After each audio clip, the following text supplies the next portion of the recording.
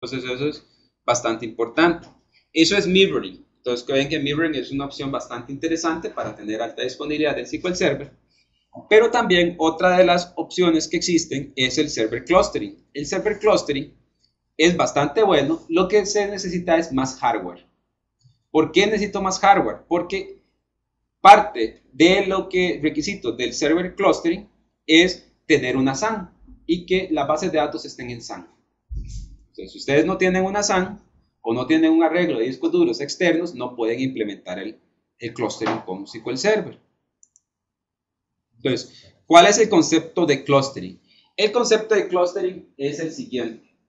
Nosotros tenemos dos servidores físicos, servidor 1, servidor 2, que tienen ya sea Windows 2003, Windows 2008, con SQL Server 2008, y ese servidor físico se puede llamar DB01, este otro servidor físico se puede llamar DB02, y los dos ven un recurso compartido, que en este caso son discos. Esos discos normalmente van a estar en una SAN. ¿Qué discos tienen que ver? Tienen que ver los discos del quórum, que ahorita vamos a ver del quórum del clúster. Además tienen que ver los discos donde están los datos y donde están los logs. Y los clientes se conectan a algo que se llama un virtual server. El servidor virtual es lo siguiente. Normalmente cuando yo estoy con una aplicación de cliente, yo le digo conéctese a DB01, ¿verdad? Que es el servidor físico, o conéctese a DB02, que es el servidor físico. Como aquí queremos que esto sea alta disponibilidad, se crea el concepto de servidor virtual. Entonces yo creo un servidor virtual que tiene un nombre en la red, ¿verdad? Tiene una IP en la red, pero que se llama, digamos, puede ser clúster, está bien, puede ser clúster, o le digamos que se llama servidor BD, ¿verdad? Entonces, los clientes se conectan a servidor BD, que es el servidor virtual. Lo que pasa es que servidor BD está corriendo en uno de los nodos físicos a la vez.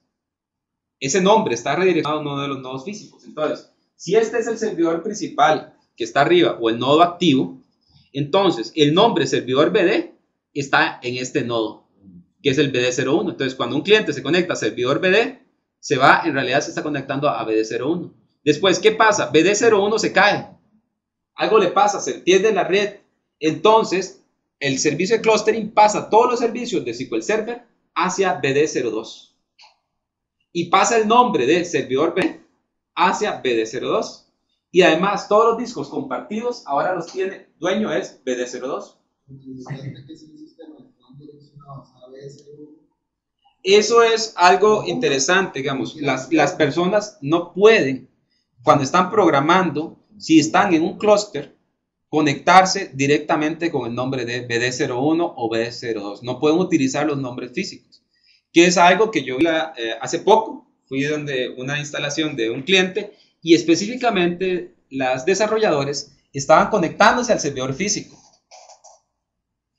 Y cuando nosotros estábamos haciendo pruebas, y me di cuenta que estaban haciendo eso porque cuando estaban haciendo pruebas yo hice un failover, ¿verdad? Para probar el clúster, y después llamaron los desarrolladores y dijeron, ya no me puedo conectar a la base de datos. Y dije, pero ¿se están conectando al clúster? Sí, me estoy conectando al clúster. ¿A qué nombre? Y se están conectando al nombre físico. Entonces ya desde ahí les dije, no, se tienen que conectar al servidor virtual, y ahí sí ya pudieron seguir trabajando eh, adecuadamente, que eso es uno de los detalles que tienen que tener con el clúster. Entonces, ¿qué opciones o configuraciones tengo que tener para soportar el clúster? Primero es el hardware, que tiene que ser un hardware certificado para clúster. En SQL Server, en Windows 2003 era más complicado, digamos, obtener hardware certificado para clúster. Ahora en 2008 ya no, es más sencillo montar el clúster. ¿Cómo es que funciona el clustering? Primero es de que SQL Server se monta sobre el servicio de clúster de Windows, que se llama failover clustering. Entonces, lo primero que tengo que hacer es configurar el failover clustering en Windows, y después que está configurado, utilizo y ejecuto el instalador de SQL Server. El instalador de SQL Server, él detecta automáticamente que hay un clúster y me pregunta, ¿desea instalar SQL Server en clúster? Y ya me aparecen una serie de pantallas que me preguntan opciones como el servidor virtual de SQL Server, el nombre de la instancia, la IP, y ahí en adelante ya es una configuración normal de SQL. Entonces yo puedo tener aquí distintas opciones. Como les dije anteriormente, durante el setup, SQL Server me pregunta el nombre del servidor virtual que quiero generar. Algo interesante es con respecto a las instancias. En SQL Server, yo solo puedo tener una instancia por resource group. Resource groups es de cluster. ¿Qué es un resource group en un cluster? Eso es cluster de Windows. Un resource group es un grupo del clúster que puede estar corriendo un nodo físico a la vez. ¿De qué se compone un grupo? Un grupo se compone de una dirección IP, de un nombre de DNS y de un conjunto de discos. Entonces, cuando yo instalo SQL Server y yo quiero tener múltiples instancias en un clúster, tengo que considerar que antes de instalar eso, yo tendría que haber instalado múltiples recursos en el clúster. Entonces, cuando yo voy a instalar y estoy instalando, el instalador de SQL Server me dice en qué resource group quiere crear la instalación de SQL Server o la instancia de SQL Server. Entonces, tienen que ser recursos que estén ya disponibles. Si no, no lo van a dejar. No se va a dejar instalar. Entonces, hay diferentes opciones para tener alta disponibilidad, como son el peer-to-peer replication, puede ser el load balancing distribuido, que eso es otra de las consideraciones. En cuanto a lo que sería el peer-to-peer replication, primero hay que considerar de que como nosotros en el peer-to-peer replication tenemos distintos servidores que están activos a la vez y que están modificando los datos, va a haber resolución de conflictos.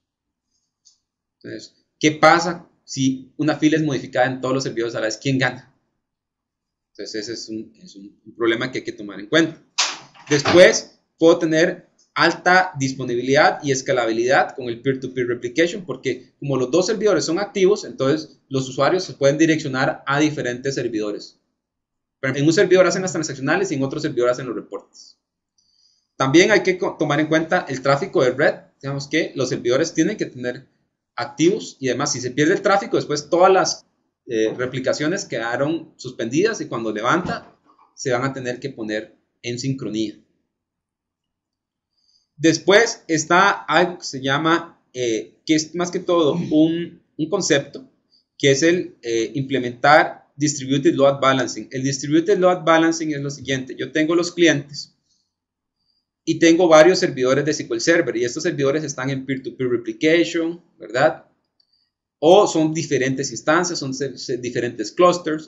Entonces, el usuario utiliza la aplicación y vean que aquí lo que hay es replicación entre estos dos servidores físicos. Entonces, la aplicación hace el balanceo de carga. Aquí tengo dos opciones para hacer el balanceo de carga. Recuerdan que si yo tengo una aplicación web, yo tengo Internet Information Server, ¿verdad? Y en Internet Information Server yo lo puedo hacer en load balancing, ¿verdad? Entonces ellos se distribuyen la carga. Cuando yo tengo un peer-to-peer replication entre SQL Server, todos los servidores están sincronizados entre ellos. Cualquier cambio que se hace en un servidor se replica en el otro. Entonces, ¿qué es lo que yo puedo hacer? Yo puedo configurar un NLB de Internet Information Server